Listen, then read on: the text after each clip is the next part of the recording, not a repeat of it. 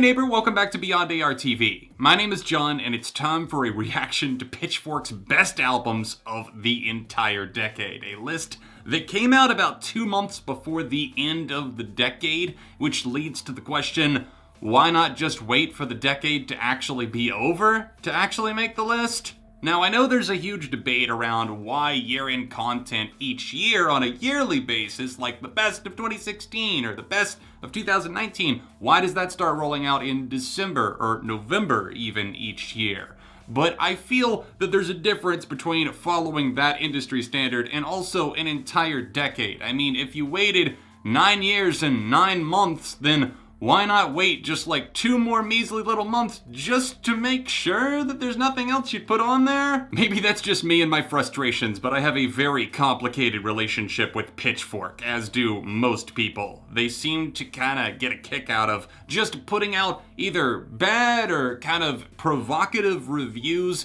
that don't necessarily have the substance needed as to back up their points. But we'll see what they actually put on here. The top 200 albums of the decade. Some stuff may be cut for time. When you see this message pop up at the beginning of videos and then you're like wondering why wasn't this there and it actually was, it's because maybe I didn't have anything to say about the record, or maybe my thoughts just weren't that interesting. Well, I do not know the first few entries on this list, so we're off to a great start. Rat King, I don't know this, I don't know that. I don't know this, and I do not know that, and I do not know this, and I do, wow, okay, finally, something that I actually recognize here. It seems that they're really going for the indie credit so far. Who would have guessed? Lil Peep, Hellboy, 2016. Not really a Lil Peep fan, myself, personally. I would never put him anywhere near a decade-in list, but I do see the influence and the inspiration. I do like a few of his tracks. It's more of a personal preference thing. At 189, they've got a Miranda Lambert album, The Weight of These Wings, and I do think that Miranda is a lot more talented than a lot of people will give her credit for, especially in the world of like mainstream, accessible country. There's a power to that voice. And obviously, her group, the Pistol Annies, I dig as well, so I can see this one. Pusha T's Daytona coming in at 188, coming in hot. That absolutely is some fire. It's a short, compact project that does not stop chomping down. Pusha T, definitely one of my favorite rappers that had some great projects during the 2010s. Soccer Mommy, that is cool. That is actually really unexpected to see. I've definitely considered this to maybe be one of my favorites of the decade. I don't know if it will make my personal top 50, but it might be somewhere in the top 100. I could appreciate that they did make this inclusion here. It was even an improvement over her Try collection, so I'm excited to see where she goes from here. Churches, The Bones of What You Believe at number 180. Yes, please. Absolutely, this will be making my personal list. Churches were one of the best things to come out of this decade, in my opinion. The Glasgow Trio, synth pop, just this moving, swelling feeling, and this record is so damn important. Margot Price is one of those artists that I've never fully gotten into. I see a name like that, or even Sharon Van Etten, or Maggie Rogers. Some of these artists, and I know that they're extremely loved and popular within the critical and even fan sphere in the indie world, but it's never really made the connection to me. Speak of the damn devil, look who it is, Sharon Van Etten, are we there? Are you reading my mind, Pitchfork? Get out! JPEG Mafia is somebody that I need to get into. I need to actually sit down and take the time because I've heard so many good things, and maybe the end of the decade just coming to a close is actually gonna make that happen. Paramore's After Laughter is on the list? Whoa, 169. Well, I will fucking take it. I will absolutely sign up for this one. Pitchfork, pat on the back there. This is easily their most like palatable for the indie or for the tasteful music fans out there, because it swirled in emotions, toned down the music a little bit. It's very catchy. I love this record, do not get me wrong, but I would never think that I would see maybe like the self-titled, or even if we dug back into last decade, Brand New Eyes or something. But I'm very, very happy that Paramore are actually on this damn list. Ugh. The Pink Print by Nicki Minaj is one of the best albums of the decade. Sorry, seasick again. Because if Nicki Minaj and best of the decade ever go in a sentence together. Projectile vomit. It just happens. And the 1975 made the list? Whoa, bazinga. 1975, I Like It When You Sleep, for You Are So Beautiful, Yet So Unaware of It. Get the full title in there, Pitchfork. Come on. This was my album of the year for 2016. Easily one of my personal favorites and most beloved of the decade. So many memories with this thing. And to see it actually get included, I mean, I didn't even remember Pitchfork liking this album. I can't remember what the initial reviewer for them actually said or gave it or anything like that. But to see it rank at 161, impressive. If this is on here, then I feel like A Brief Inquiry into Online Relationships will be too, because if I'm not mistaken, critics practically wet themselves for that one for some reason. Sleigh Bells' Treats is a fantastic selection. Wow! Almost forget that this record came out in this decade. Bless my old roommate's heart. We didn't have too much in common, but that is one thing that he did pass off to me that I'm grateful for. I dig Sleigh Bells, and this record in particular is just noise pop mixed together with just chaos and a hurricane. Toss it in a fucking blender and it spits back out treats. And it's absolutely a treat to listen to, even if the lyrics are kind of nonsensical. What did I just say? Within 4 or 5 places of the last one, I was like, if that's there, then this is there. A Brief Inquiry. There it is. No, this record was definitely a step down to me in a major way. I mean, not that it was a bad record. There's a lot of songs that I love wholeheartedly on here. But what a mess it was. Arctic Monkeys AM at number 152. It's weird to think about that they only released 2 albums in the 2010s. Am I right there? Because Humbug was 09, AM 2013, and then 2018 was Tranquility Base. Ugh, I wish we got more, but we didn't. AM is like one of my least favorites from them, but still, it's a very solid album. I don't think they've got a bad album in their canon. And I can see why this was so influential. It was masterful at what it wanted to do, even though I don't think it's anywhere near flawless. Lady Gaga's The Fame Monster 2009. Okay, yeah, it says, yes, we know Fame Monster was technically released in November 2009, but it casts such a long shadow over the decade. Okay, well, we're really splitting hairs over here, Pitchfork. I mean, so I guess the next list, when you do that, is going to include stuff from October and November of 2019 and even December too, and maybe you'll kind of parlay that into the next decade in countdown. And this was technically only like an EP too, so kind of baffling choice for the 2010s. I understand Lady Gaga's influence, and I do really like this, but again, Playboy Cardi, get the fuck out. No. Oh, nice, Mac DeMarco's 2 is on the list. I remember my introduction to Mac. I teamed up with The Needle Drop, internet's busiest music nerd, best teeth in the fucking game, to review another one in 2015, and I went back and kind of explored Mac's sonic palette, and 2 is definitely, probably at this point, my favorite project from Mac. I mean, I do love Another One, and I really like also This Old Dog. But still, this one has stood the test of time for sure. Wise Blood, Titanic Rising. Yeah, there is one of my favorites of 2019 right there.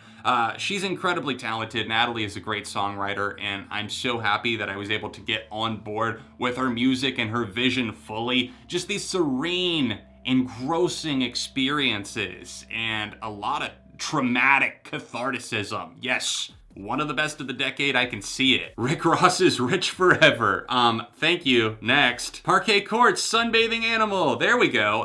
There's something that I can get behind. I really started to get more into this band around that time.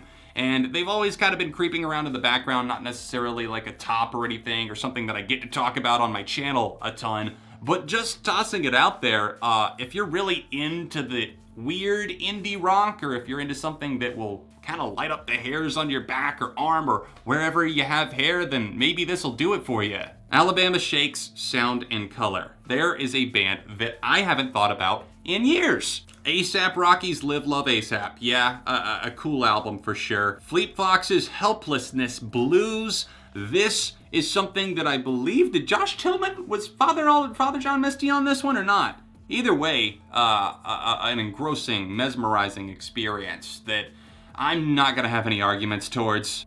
Hurry Up, We're Dreaming. Yeah, Midnight City. You know what? I never felt like this full album got the credit that it deserved, even though I'm not a massive fan. Outside of Midnight City, there is an entire album to explore. Run the Jewels 2 at 131. Yes, I actually just listened to like 2 songs from this album today because I saw Run the Jewels post something that made me think of it. So I'm excited to see this here. Absolutely one of the best of the decade, one of the best rap records I heard in the 2010s. RTJ 2 and 3, just both so good, but RTJ 2 easily taking the cake. So many great punchlines. It's funny, it's clever, but it's also got a little bit of heart to it. Tame Impala Lonerism, unmistakable sound on this one. I love the more garagey meets psych aesthetic. And as much as I might love Currents, this was my first love because of the track Elephant. So yeah. Radiohead's A Moon-Shaped Pool at 128. Personally, I would probably rocket this up the list a lot higher. I have this album to thank for getting me into Radiohead. I was talking about The National, can't get into them, couldn't break it down, not even Sleepwell Beast could fully establish the connection. Moon-Shaped Pool and Radiohead did that for me, and I have never even considered going back to the time when I was like, oh, you know, Radiohead, a little much for me, a little pretentious. Car Seat Headrest, Teens of Denial at 127. Yes, thank you. Thank you. This is a fantastic listen. Again, one of those records that took the indie sphere, it took Will Toledo's talents and turned the lo-fi into something new without losing contact with the roots. Snail Mail made the list. Lush, that is a critical darling right there. A lot of people outside of critics, I don't feel connected with this. I always felt that it was a really kind of personal, emotive listen. But it's not necessarily something that connected to a wide audience. I think she deserves more attention. Lindsey Jordan, a fantastic songwriter in her own right. She's still budding, still coming into her prime. I'm excited to see what she does next. I don't think that I feel as strongly about the album as I did when it came out, but still really, really good. The Hotelier, oh yes, Home Like No Place Is There. What a heartbreaking emo listen. This is an emo record through and through. Thank you, Pitchfork, for reminding me I need to go back to this album more than I actually do. I only got into it within like the past 2 years, but songs like Your Deep Rest opened my eyes and ears to something new. This is just like a sludge that you have to break through. Get to those grimy, dirty emotions and let them loose. Tyler, the Creator, Flower Boy. Can't go without mentioning that one, right? And yeah, I'm not going to be inclined to disagree here. I think this is Tyler's best project. Death Grips, The Money Store, of course. Where are all of their other albums too? I'm sure we'll be seeing them probably in the top 50. I'm surprised The Money Store is not up higher. But if we're talking Fantano's list, probably top 5 easily, obviously. But, you know, me and Death Grips. I mean, I may have recreated this album cover, but that doesn't mean that I ever got into the album. Japan Droids, shout out to them. I respect the talent, but I don't know much of their stuff. Daft Punk's Random Access Memories is on here, which is great. What a listen. It just feels like you're taking off in a space shuttle with Daft Punk, with this French duo half the time. They combine together their love for disco, electronic, and even some alternative stylings with some more classic. I mean, they've got, I'm gonna butcher the name. I'm not even gonna say it. Morador? Can't say it. Not even gonna try. Sorry. Giorgio Morador. That's closer. Waka Flame, what? Flockavelli's on here? Oh man, this came out my senior year of high school. And I don't ever know. You know what? No. We're just gonna keep going because I don't want to relive this. At number 100 on the dot, Ariana Grande's Sweetener, and it's like, are you kidding me? If this is gonna be on the list, then is anything else she did gonna be in the top 100? I'm assuming so. If this is the only Ariana Grande record on here, I'm gonna be pissed because this is easily, in my opinion, her worst record, but critics loved it. It was so special. It was so unique, and I'm like, it was a train wreck. I mean, outside of like the singles, God is a Woman, No Tears Left to Cry, Breathin', all fantastic. Outside of that, not a ton. Bad Bunny, oh my fucking lord. Bad Bunny's on the list. No! Vampire Weekend's Contra came out in this decade. That's right, number 94. Yeah, this is definitely up there with their best records. It's between this in modern vampires for me at this point. Jay-Z and Kanye, Watch the Throne, absolutely a slam dunk collaboration. That is one of those collab albums that just nailed it down. Joyce Manor, Never Hungover Again. Yeah, there's another album cover that we recreated. But yeah, hell yeah. Ugh. Oh God, I was kind of scrolling a little fast there. Ray Shrimmer, Shrim Life. Are you actually out of your mind? I don't know why I said actually like that, but this is pure disgust. This is fucking trash. Well, at least we cleanse it right out of our systems with Haim's Days Are Gone. Glad it wasn't Something to Tell You. Their second record was not good. But Days Are Gone, yeah. What a smooth listen. Chance the Rapper's Acid Rap, finally on streaming as of 2019. Yeah, there's not gonna be a big argument coming out of me here. Even though I'm not the biggest Chance the Rapper fan, especially not of the big day, this was his defining moment, kind of like a turning point, not only in hip-hop, but in his own personal career. Solange's When I Get Home, a 2019 release, made the list, which makes me think A Seat at the Table is gonna be here as well. I have not heard When I Get Home in full, but I have heard A Seat at the Table, and I dig that. Aphex Twin, yeah, Cyro, yeah, this was, oh man. This kind of got me into Aphex Twin. Not that I'm like a massive fan that knows everything about Richard's life, but you know, it's great. It's absolutely a recommend for me. I reviewed this on the channel back in the day, back when I would review like literally every album that I ever heard. Tame Impala Currents, I was waiting for it, and yep, there it is. This was a defining record of the 2010s. It couldn't miss the list. It absolutely could not be on here. So kudos and a tip of the hat for doing your job there, Pitchfork. Kurt Vile, another one that I struggle with. He just a lot of times feels like paint drying on the walls, but sometimes I get what he's trying to say. Arcade Fire, The Suburbs. Yes, I know. I'm one of the unholy few that doesn't bow down to the shrine in his room of this record every single night. But, no, I'm sorry. I'm just, still passing on this one. The Weeknd's House of Balloons. Now, yes, this was a great start. This was early Abel Tesfaye. I know I'm mispronouncing the last name, but Abel, in his early days especially, was really doing a lot of stuff that I got on board with. It was dark, it was gloomy, but it punctured through that atmosphere in a great way. Okay then, Pitchfork, okay. You're just trying to light a few matchsticks and put them under my shirt here and allow me to sit and burn, watching me writhe in pain. That's what you want, isn't it? Cardi B, Invasion of Privacy, it's 73. On the best albums, are they... Wait, am I on the right list? Is this the worst albums of the decade? And if so, it should be up higher. Father John Misty, I Love You Honey Bear. Man, we are really on a roller coaster here as far as my feelings towards the stuff that's on here. I love this album. This is my favorite FJM record, and I could not be more pleased to see it here. It's so funny, darkly, witty, sarcastic, but also like expressing pain. Robin's Honey, yeah, there's another one that I actually did kind of come around on more the more I listened to it. Drake, if you're reading this, it's too late. You know, seeing Drake in the top 200 best albums of the decade when he clearly just phoned in so much of it. There's so much filler from really this point on. I think Nothing Was the Same and obviously Take Care were two records that made use of their length. Since then, starting with If You're Reading This, he just wanders, man, and absolute disagree. It's 69 too.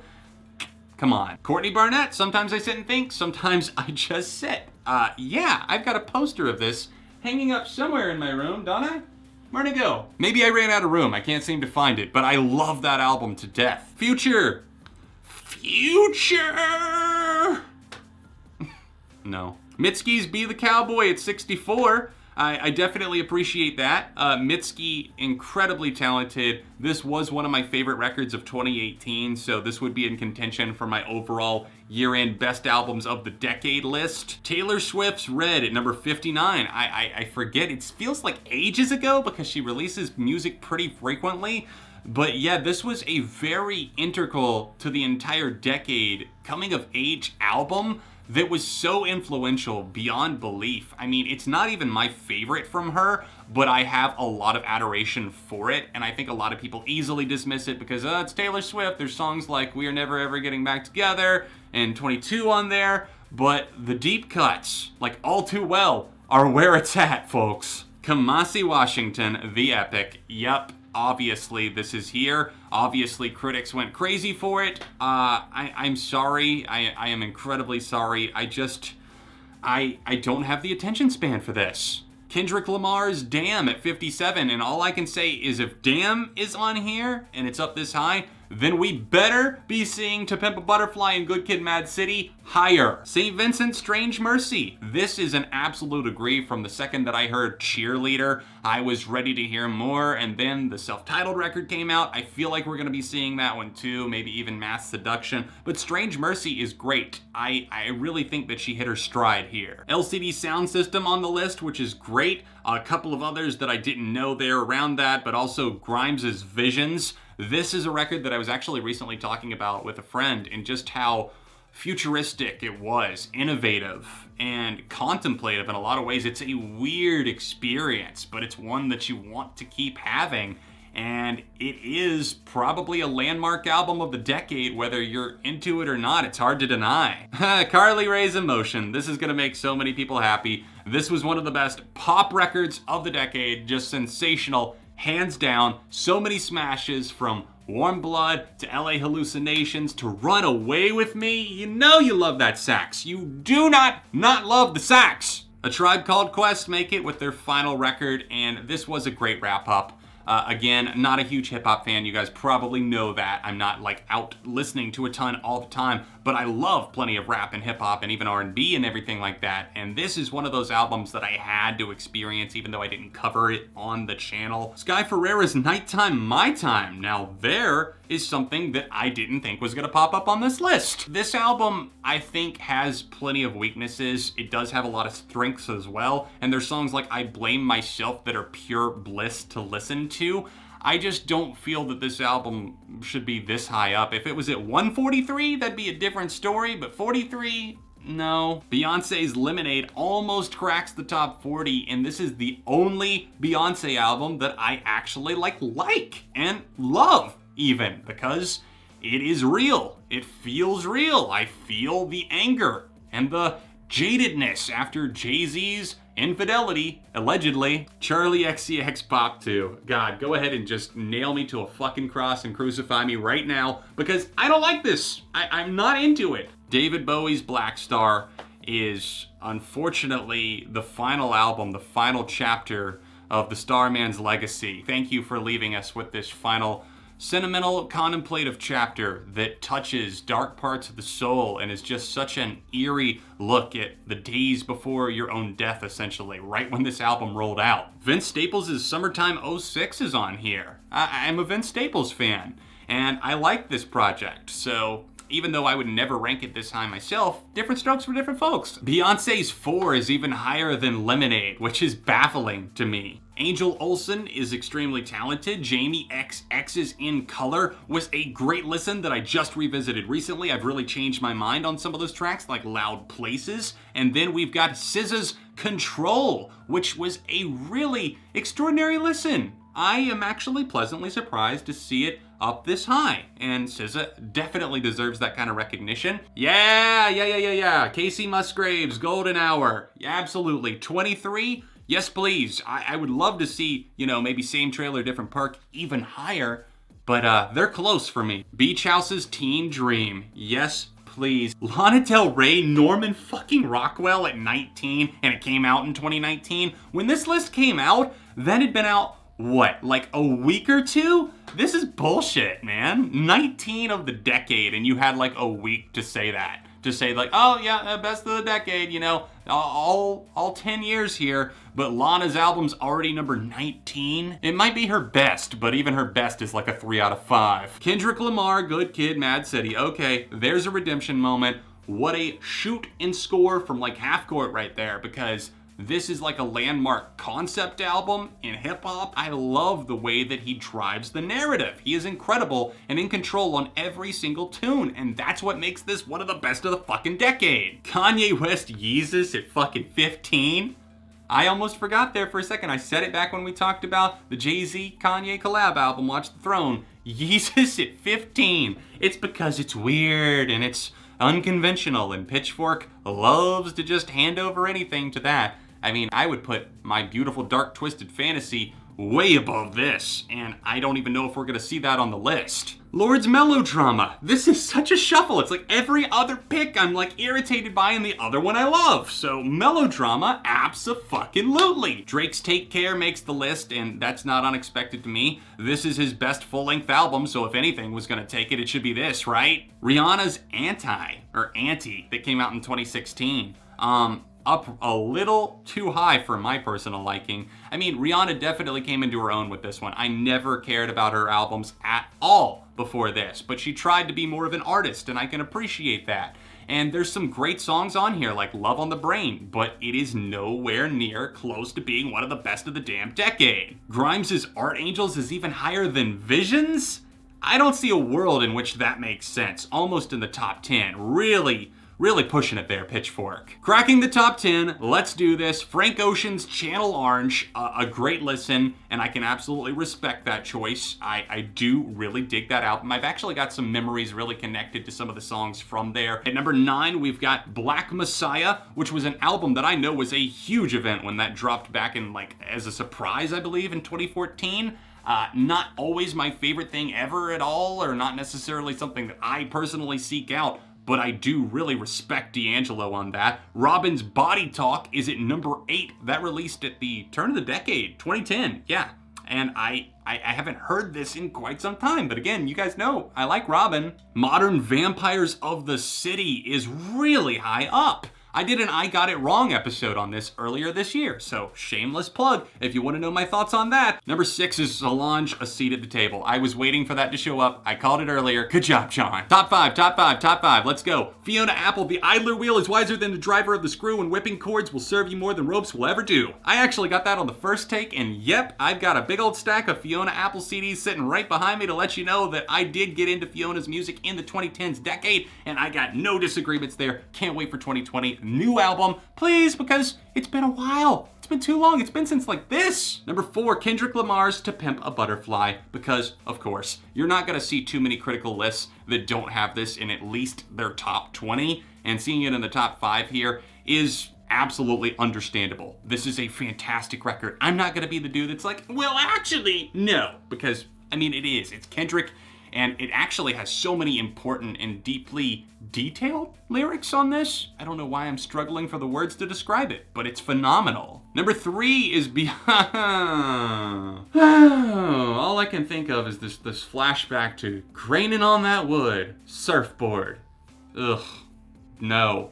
No, why you do this, Pitchfork? Why you build it up and then you always slide that one thing under there? It's like, hey, we're gonna leave this body under your floorboards here. Is that cool? Number 2 is Kanye West, My Beautiful Dark Twisted Fantasy. Well, Fantano is not gonna be happy about this one because the 6 out of 10 meme will live on forever. And I almost feel bad for him at this point because it's never gonna go away. I actually love this album. This is probably my favorite Kanye album, and it is indeed a twisted, beautiful fantasy. Coming in just before my laptop dies and we finish out this video, I haven't seen it yet, the number 1 pick, I'm honestly not even sure what's left at this point, but let's do it together. Jumping into number 1, Frank Ocean's Blonde. God, I'm blinking a lot, aren't I?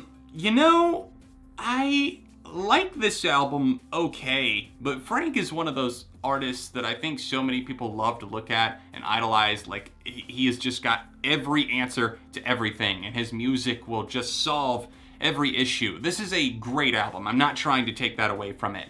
I think this is kind of a bold choice to put at number 1, though. That's all I'm saying, and I feel so conflicted right now because I do really appreciate Frank's talents, but this, it doesn't necessarily feel right. It just feels like, oh, we're gifting it to Frank because that makes sense to be a very Pitchforky thing to do. We made it through Pitchfork's top 200 albums of the decade list, and I would love to know, did you feel the highs and lows like I did? I think this is a very confusing list. It's very messy, but then again, it's Pitchfork, so we knew what we were signing ourselves up for. Thank you guys so much for watching. Don't forget to drop a like on this video, and keep in mind that everything that I said here, it's all just my opinion. Some of it might have surprised you, others maybe not. Some of the stuff I just hadn't never heard before. So I appreciate your thoughts and feedback in the comments down below. And I will see you soon for more right here on Beyond ARTV for more videos. If you want to see a couple of recent ones, then tap right here. Thank you again to Wondershare for sponsoring this video. Check them out, linked in the description down below. And if you want to see the full Pitchfork list, that's down there too.